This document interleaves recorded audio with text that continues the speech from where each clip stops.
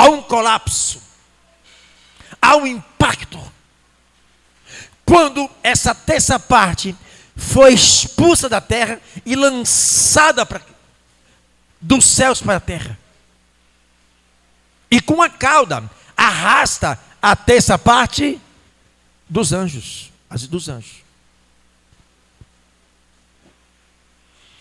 Igreja, a nossa mente é muito limitada. E jamais a nossa mente saberá o tamanho dos céus. Nenhuma mente humana é capaz de decifrar o tamanho dos céus. Você imagine que há 25 anos atrás lançaram um telescópio no espaço, o Hubble, há 25 anos atrás. E recentemente, este telescópio tirou uma foto de um clarão, de uma estrela. Não fotografou a estrela, fotografou a claridade da luz de uma estrela. A distância desta luz até o telescópio estava uma distância de 30.000 anos-luz. Observe que ainda está no espaço sideral. Está nos segundos céus. Não no espaço sideral. Nas galáxias. O tamanho do universo. Você sabe o que representa 30.000 anos-luz? É pegar a velocidade de uma luz. Quando você olha para uma lâmpada que está apagada e toca no interruptor, a velocidade daquela luz até seus olhos. A velocidade da luz, durante 30.000 anos, é por isso que chama ano-luz. A nossa mente é muito limitada para entender a distância dessa luz de uma estrela. Imagina a estrela. Gente, isso aí está no universo. Não é os céus. A terra é como se uma cabeça de alfinete no espaço sideral. Então a nossa mente é muito limitada para entender o tamanho do universo. Imagine o tamanho de Deus. Imagine agora a terça parte dos habitantes dos céus. A quantidade desses anjos que foram expulsos.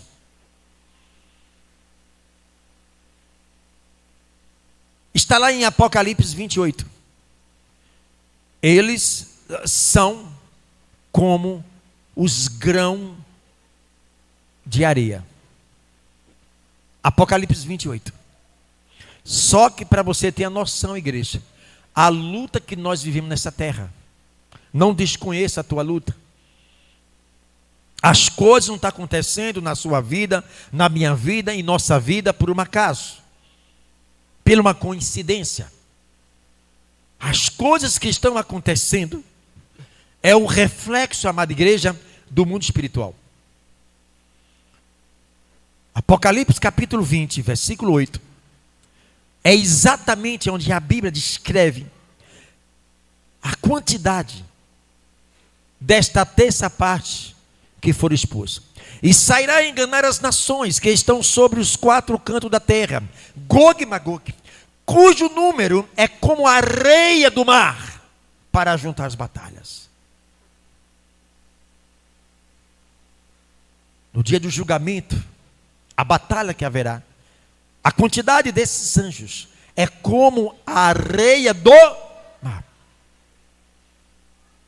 Imagine se alguém lhe dá 1 quilo de areia, 1 quilo. Diz, olha, conta para mim quantos grãos tem 1 quilo de areia. Imagine os grãos da areia da praia. O mundo hoje tem aproximadamente 8 bilhões de seres humanos. O mundo hoje tem ou aproximadamente, ou mais um pouquinho de que 8 bilhões de seres humanos. Comparando como essas terça parte dos anjos que foram expulsos, eu acredito que dá 8 bilhões para cada ser humano. Viu aí a luta? É onde Paulo, quando escreve aos Efésios capítulo 6, 12 e diante, que ele diz que a nossa luta não é contra a carne e o sangue. A nossa luta não é contra as pessoas, mas a nossa luta é contra os principados, potestades.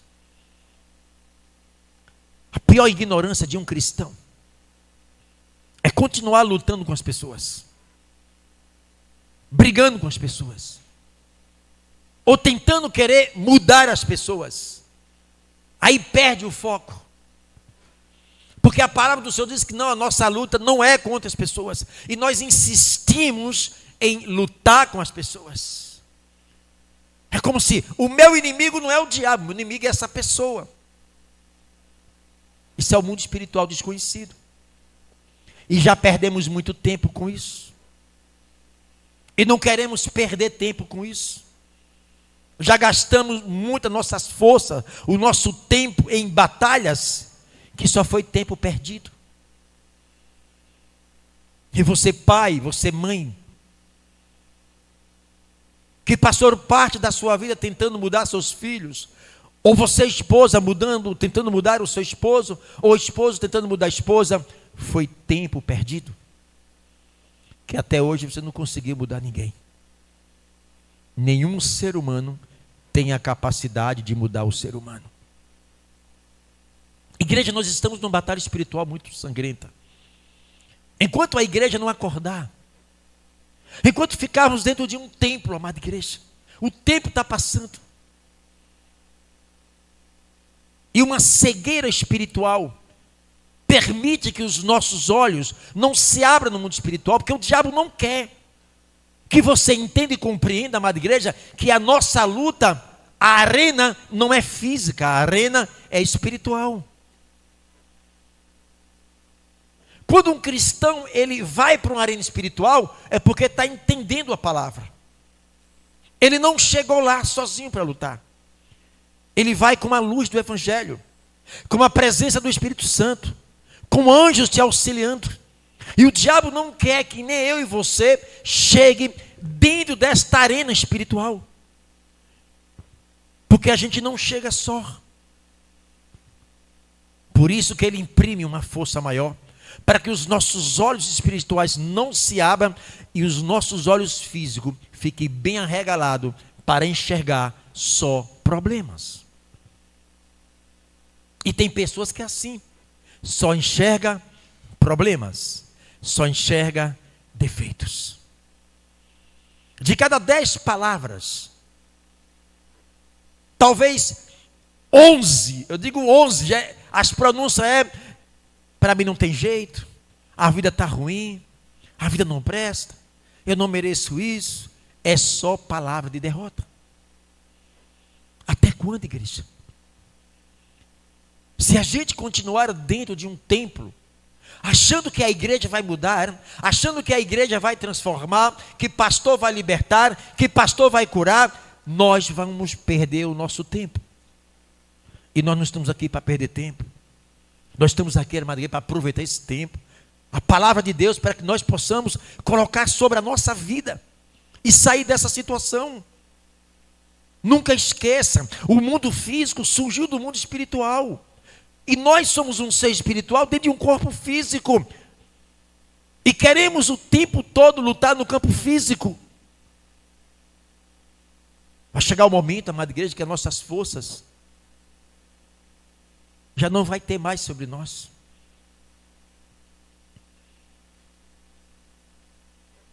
Deus não criou nada imperfeito. O propósito de Deus para conosco é o seu plano original. Era para que o homem não morresse. O homem vivesse eternamente ao lado dele, amada igreja.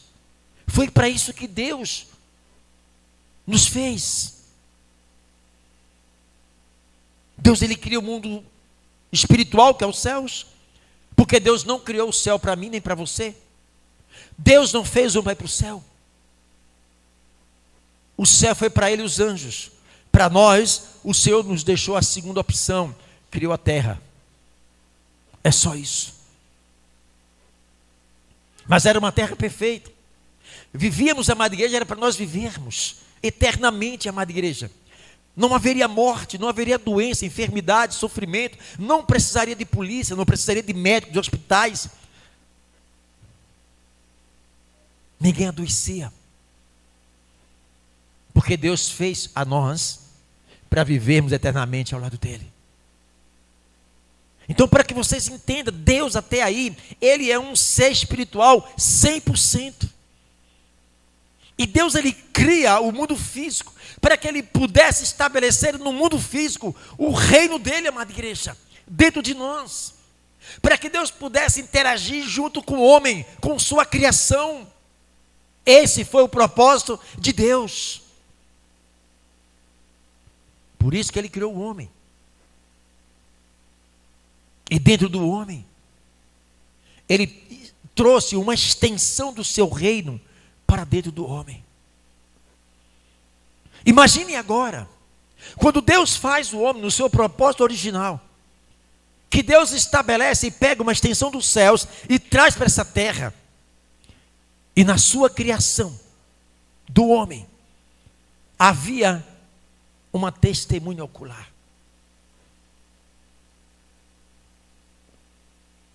Satanás estava de olho, vendo Deus fazendo o homem. Satanás, ele estava ouvindo que Deus falou com o homem. Só que esses anjos malditos que foram expulsos, eles não poderiam adentrar o mundo físico. Porque o mundo, amada igreja, ali não havia dentro do homem o pecado. A presença, o reino de Deus estava estabelecido aqui. Eu imagino Satanás com tanto ódio, porque ele queria tomar o trono de Deus lá nos céus. Ele queria ter o domínio. Tudo que ele queria era dominar Deus. Por isso que ele queria estabelecer o reino dele lá. Como ele foi expulso, imagine que ele agora, não, para isso está errado. Como Deus estabelecer o seu trono, uma parte, e puxar aqui para a terra? Não, é o meu trono que eu tenho que estabelecer. Mas como que ele estabelecer o trono dele? Se dentro do homem havia o trono de Deus. O diabo não podia, de maneira e hipótese alguma, estabelecer o reino dele em cima do reino de Deus. Mas ele sabia, igreja, que levando o homem a pecar, como Deus é santo e ele não contempla o pecado, e foi assim que Deus disse para Adão: Adão, quando pecar, eu não poderei mais estar ao teu lado. Eu não posso mais contemplar o pecado. Enquanto você permanecer obediente à minha palavra. No livro de Gênesis capítulo 2, versículo 15 em diante, é onde Deus... Abre aí, Gênesis capítulo 2, 15. Gênesis capítulo 2, 15. Vamos lá. Para que a gente possa entender essa dinâmica e chegar aos dias de hoje. E tomou o seu Deus o homem e pôs no jardim do Éden para lavrar o quê? Observe. Deus, ele coloca o homem no jardim do Éden. A presença de Deus. E quando ele coloca o homem no jardim de Deus, o que é que Deus diz para ele? Olha, você vai lavar, cuidar da terra, produzir, trabalhar, cuidar da terra, mas também você tem que guardar a terra. Mas peraí, guardar de quê? Guardar de quê? Se não havia pecado, não havia ladrão, não havia nada ali. Deus já sabia, igreja, que tinha um intruso para adentrar o mundo. E haveria uma condição para que ele entrasse, porque Deus estabeleceu na vida de Adão o livre-arbítrio, direito de escolha. Deus coloca o homem no jardim. Lave a terra, cuide, guarde a terra. Aí quando nós vamos lá para Gênesis capítulo 3, 23 e diante, observe agora o que é que Deus faz com o homem. O mesmo Deus que tirou o homem, olha o que Deus faz. O Senhor Deus, o lançou fora do jardim do Éden para lavrar a terra o que fora tomado. Observe, em 2,15, Gênesis 2,15, Deus coloca o homem ali no jardim. Gênesis 3, 23 e diante, Deus agora o quê? Lança fora. E Deus estabelece que quando ele coloca o homem no jardim do Éden, ele disse, olha para o jardim ali, Adão. Ali tem a árvore da vida, ali tem a árvore que produz frutos, e ali tem a árvore do conhecimento do bem e do mal. No dia que você tocar, morrerás. Não era morrer fisicamente, morrer espiritualmente. O diabo ouviu isso.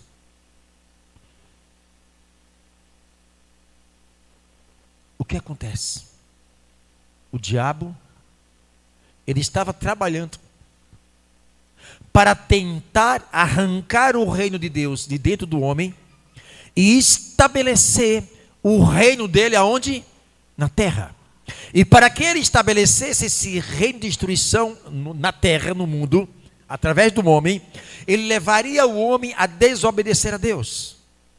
E foi isso que aconteceu. O pecado levou uma destruição. O homem ao sofrimento. O pecado gerou a morte. A morte não existia. O pecado é a mãe da morte. É ele quem produziu a morte.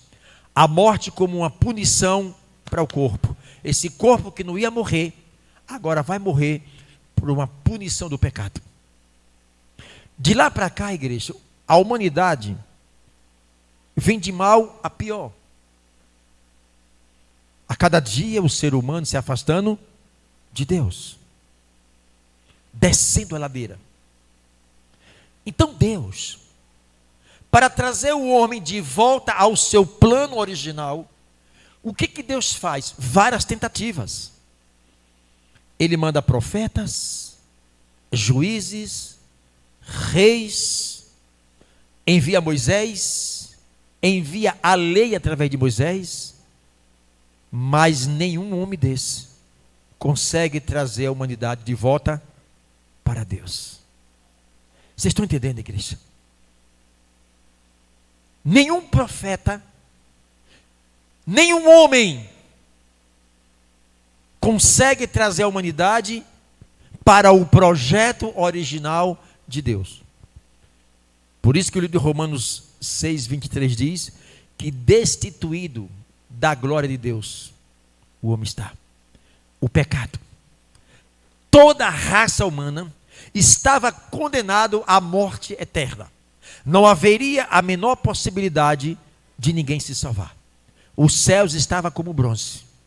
Não havia mais possibilidade. O homem foi condenado à morte eterna. E agora, pastor? Como o pecado entrou no mundo através de um homem chamado Adão, o pecado teria que sair do mundo através de um homem chamado quem? Jesus. Entenda que a chave que Adão entrega a Satanás foi a chave da nossa vitória eterna, da nossa vida eterna. A chave da vida eterna estava na mão de quem? De Satanás. Por isso que nenhum homem físico poderia tomar essa chave, porque essa chave é espiritual. E estava na mão de quem? De Satanás.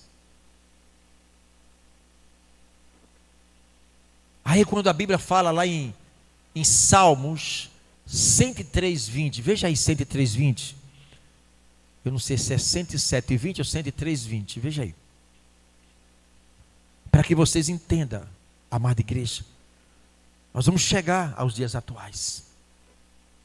Salmo 107:20. 107:20. Vamos lá.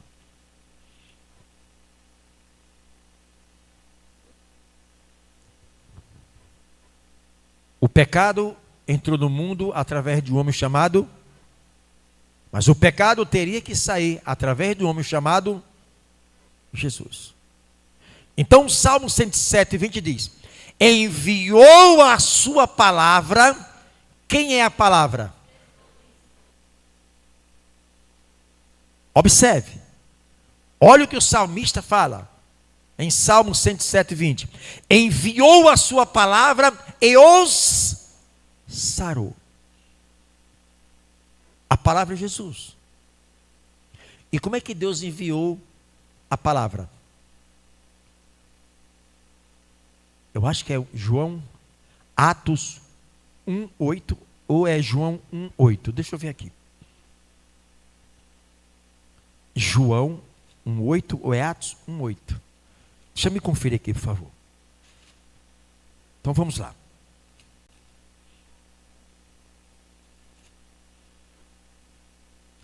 Veja Atos 1:8.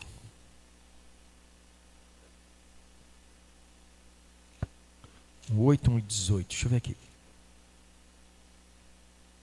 Eu não notei, igreja. Eu não preparei esse estudo aqui, esta mensagem.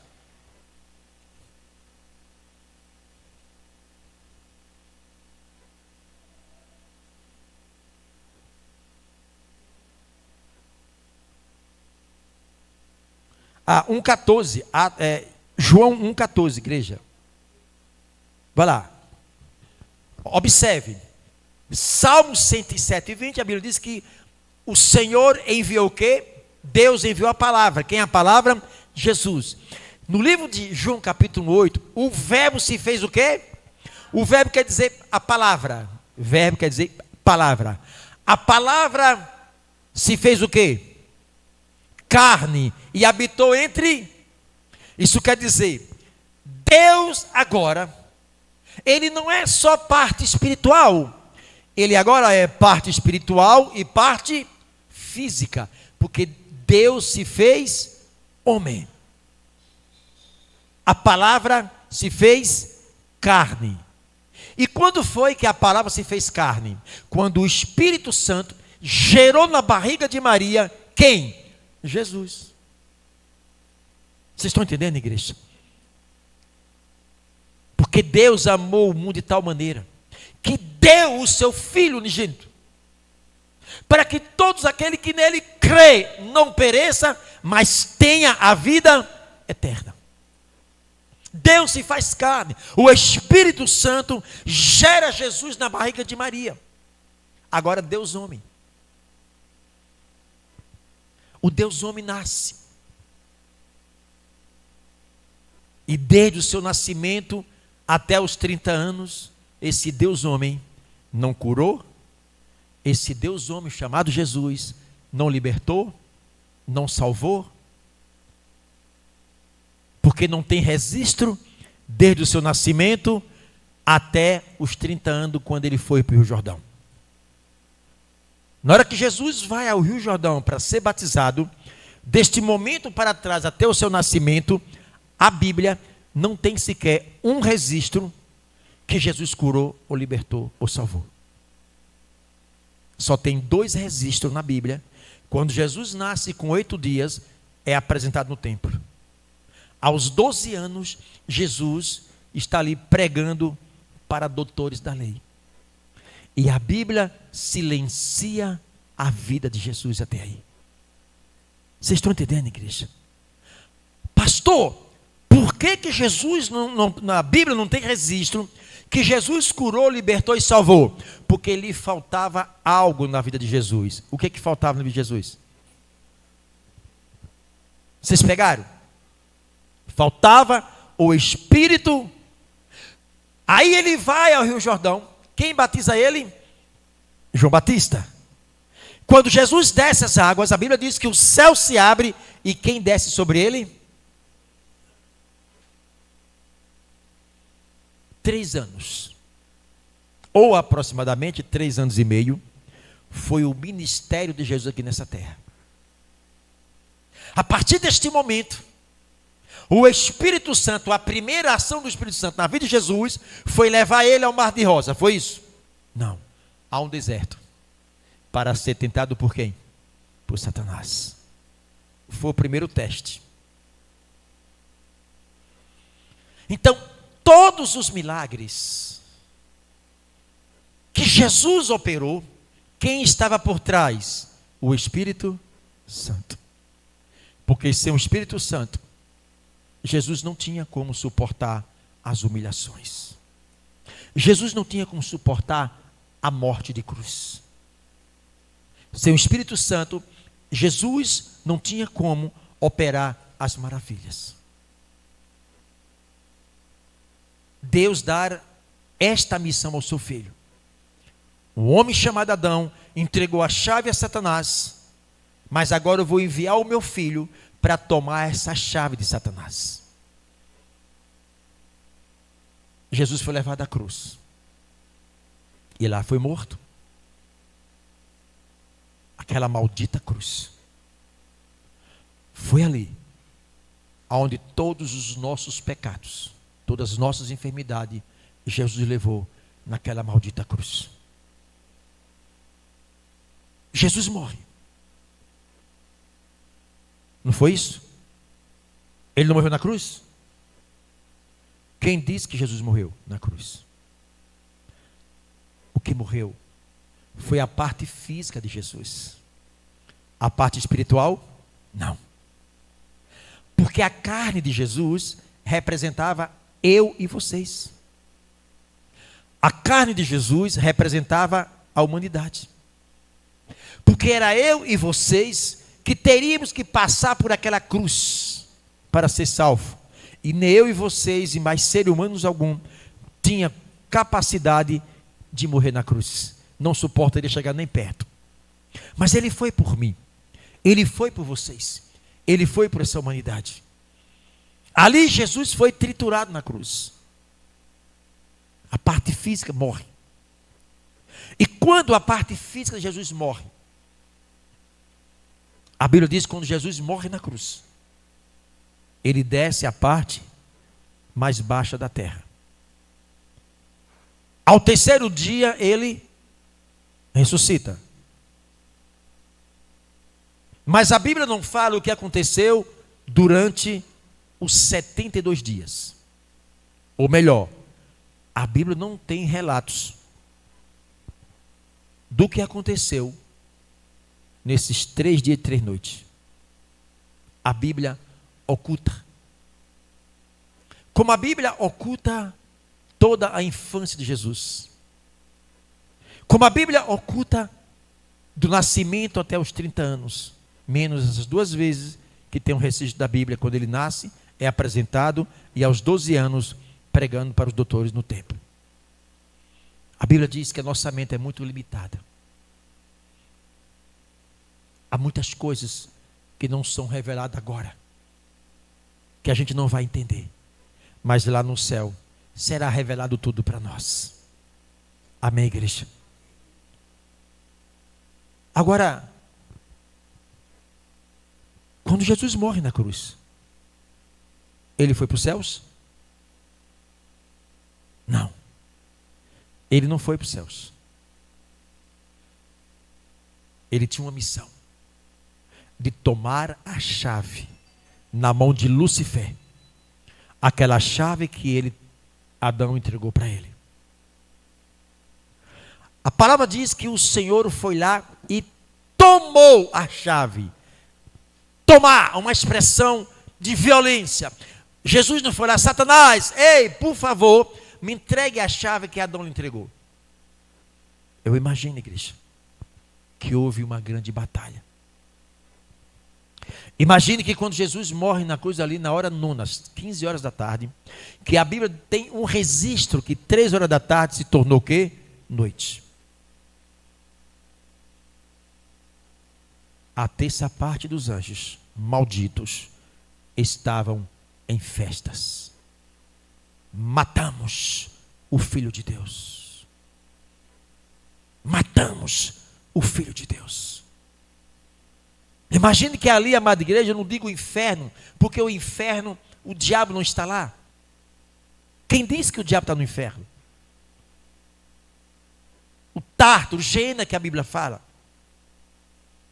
Porque Deus criou o inferno não para o homem e não para o homem ir para o inferno.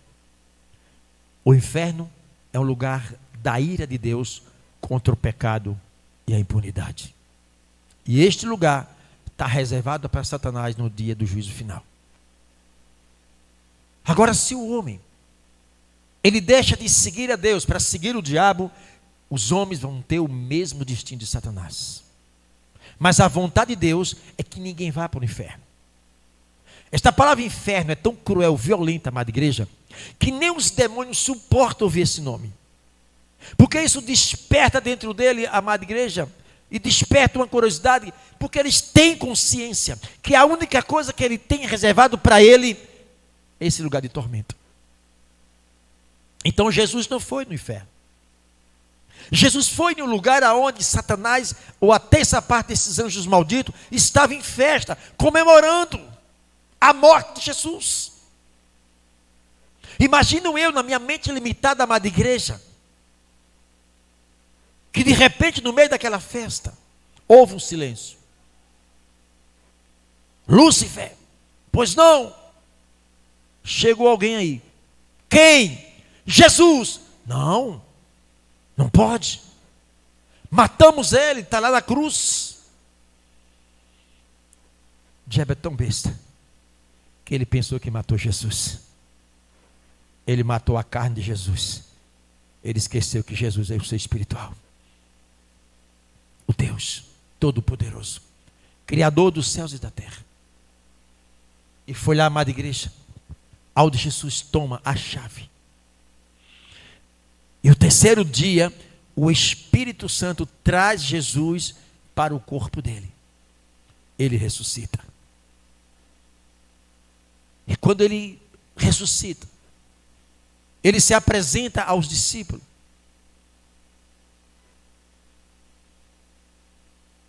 Dizendo aos discípulos que não se ausentassem de Jerusalém, que esperassem a promessa do Pai. 40 dias se passam. Os discípulos ali trancados, eles não saíram para pregar, eles não saíram, amada igreja, para curar, para libertar. Por quê? Porque faltava algo na vida dos discípulos. O que é que faltava? O Espírito. Mas para o Espírito Santo descer sobre o discípulo, era necessário que Jesus tinha que subir aos céus. E isso aconteceu. Quando Jesus sobe aos céus, quem é que ele envia para a terra? O Espírito Santo. O Espírito Santo não está no céu, está aqui conosco.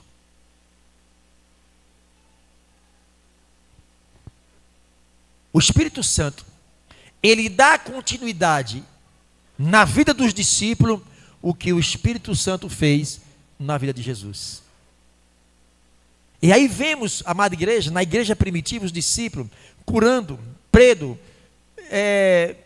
ressuscitando mortos, libertando as pessoas, salvando as pessoas.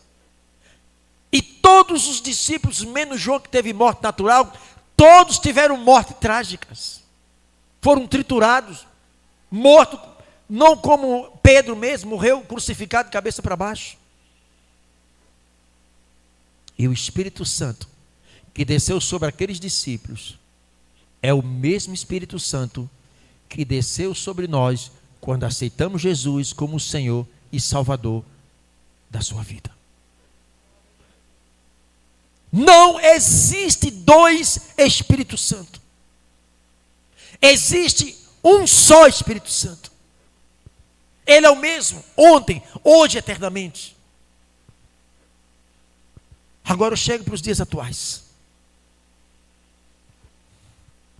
É Ele que nos convence do pecado. É Ele que nos convence dos erros.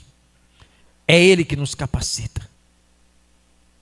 É o Espírito Santo, amada igreja, que intercede por nós com gemidos inexprimíveis.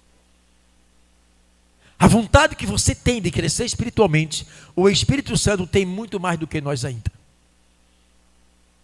A questão é que nós ficamos com a nossa mente bloqueada, fechada, para entender e compreender a grandeza de Deus sobre a nossa vida.